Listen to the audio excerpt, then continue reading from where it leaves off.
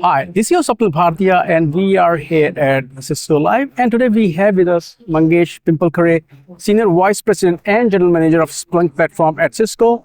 First of all, Mangesh, great to have you on the show. Great to be here, Swapnil. Thanks for the opportunity. No, it's my pleasure. And of course, if you look at the show floor, awesome, show, great attendance. Before we get started, before I start asking you a lot of questions, I want to hear from you from your perspective. Of course, Splunk now part of Cisco. What kind of vibe you're seeing here at the conference, energy, and the queries and questions and discussions? Yeah, it's fantastic to be here, Swapnil. So I've been at Cisco Live now for the third year in a row. We completed the Splunk acquisition about 2 years ago. And every single year, you can just see the energy compounding on itself. And you can see here, in fact, it's pretty loud here in case, you can pick up some of the buzz. We are here at the World of Solutions, which is really an incredibly rich community of not just what Cisco is showing off in terms of its products and capabilities, but our partners, some of our customers, and you see the tremendous ecosystem and the synergy out here. Excellent. Now let's talk about some of the, you folks announced a lot, so even we had to go through all that story. Let's talk about Data Fabric, for example.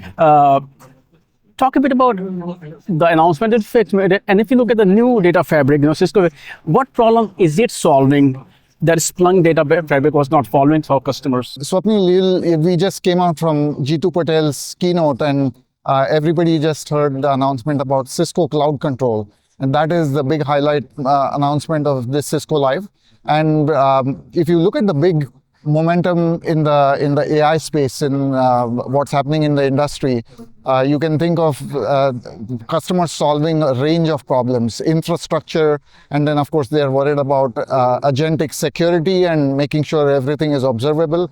And then of course, customers ultimately want the right governance and observability around these systems and drive the business outcomes.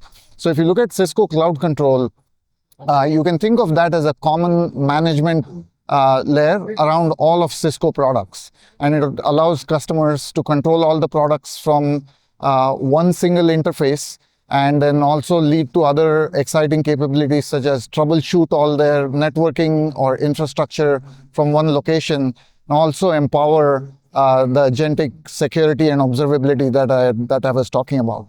And Cisco Data Fabric that you asked about is really powered by Splunk.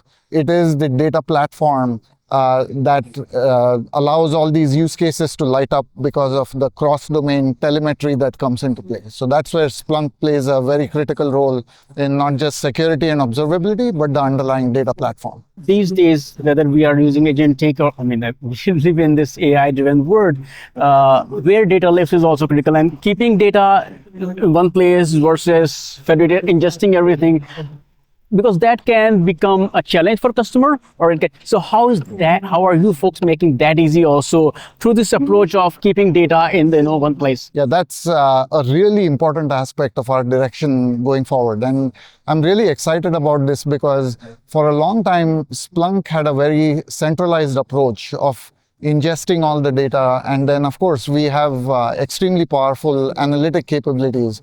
But Swapnil, as you know, as you look at AI agents, they are extremely prolific, and the data growth is just exploding, making it very difficult for customers to keep up with that kind of explosion in data and complexity. And what Splunk has done is completely changed its architecture. And now, instead of centralizing all the data in one place, we enable customers to keep data in the lowest data tier, depending on the use cases they are trying to solve. And then we enable them to take the power of Splunk to all the data wherever it is. And what this does for customers is ultimately drives fast value and insights at machine speed, but at a fraction of the cost. Cost is becoming a big topic these days. And can you also talk about how are you helping customers kind of tame the cost? When we talk about AI, it's a can of worms, so I don't want to open up. So let's just talk about cost. After that, I will also want to talk about the MCP server. How is that? So if you can put them all together, that will also great. But these are the two topics I would like to talk about. The MCP server, how is it solving the problem, and how are you helping customers with the cost? Absolutely. So I'll start with the second part of your question first. Like, you can think of agents ultimately are automatically looking and scanning for problems, right? So instead of being reactive, the agents can be proactive in looking at anomalous behaviors, whether it's a security problem or whether it's a infrastructure downtime problem or a application performance problem. And these agents, what they do is use large language models, but they also use domain-specific models. They use the MCP servers as an interface to go interact with other tools and other subsystems to then put together all these answers together in trying to proactively predict and find anomalies. So that's how the whole solution works.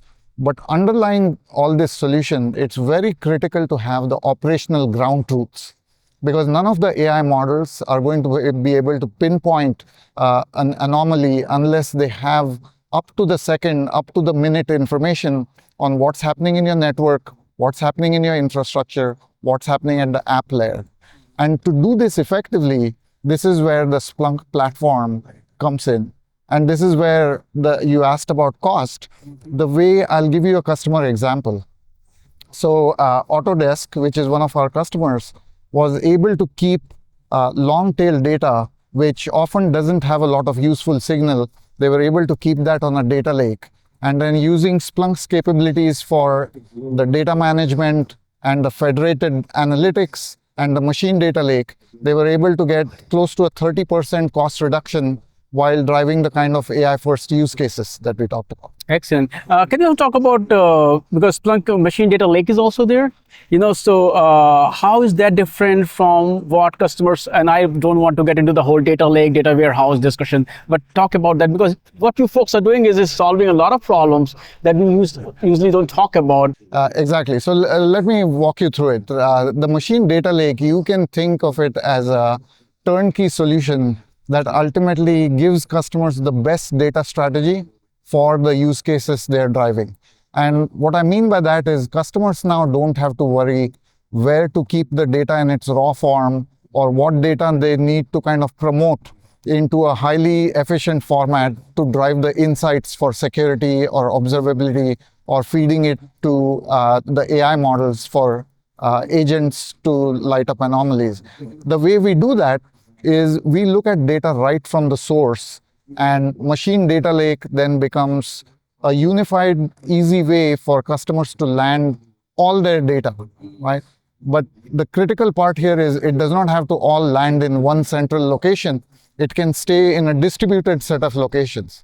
So Swapnil, we very much work with other partners, Snowflake, Databricks, other hyperscaler stores. We work with all of them. And the Machine Data Lake, think of that as a unified catalog, which tells customers exactly where all the machine data is living.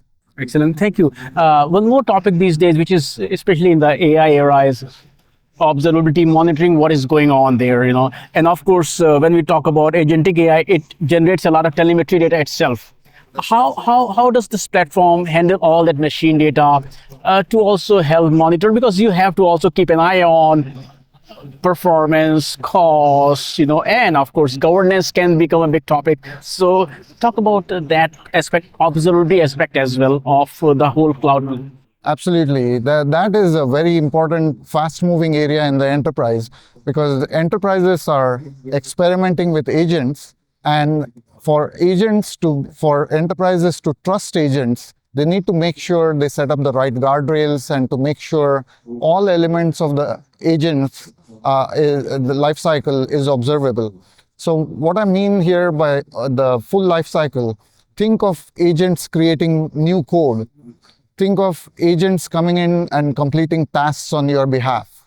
Think of agents then getting access to other resources. You want to make sure that each one of these activities is really monitored and observable.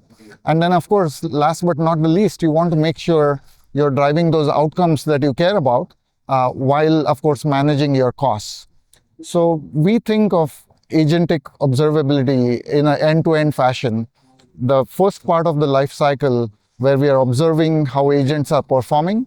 This is helped by a solution that we just acquired, a company called Galileo, and they are into evaluation of agents, and they also help set up guardrails on agentic behavior. And then, of course, a lot of other observability capabilities on the tokens and how many tokens you're consuming and what it's costing you to drive all the outcomes that you care about.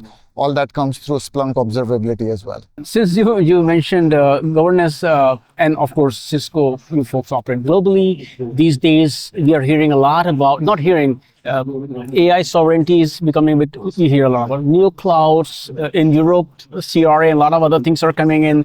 With agents, of course, now agents are not just, they are becoming kind of employees, they are executing actions. They are not just, giving you this is to do, where governance become even more important. So what kind of capabilities is this cloud giving to customers? So not only they have, because observability offers what's going on, but you should be able to do something about it. You should also control the agents. So can you talk about the governance part of it if possible? You're right that it all starts with visibility, but ultimately you also need to worry about security and putting in the right guardrails. And we think about it in a couple of ways. So we think about protecting, first of all, the agents from the environment, from any kind of malicious activity. An example of that is malicious actors trying to put the wrong kind of prompts or information into the models. So we have specific capabilities in the Cisco portfolio like AI defense, and the Splunk portfolio works very closely with these pieces to make sure we protect the agents from malicious activity. We also think of the reverse, which is protecting the world around you from agentic activity that was not sanctioned. So think of an agent getting a wrong access to something it should not, or taking an action where it should not.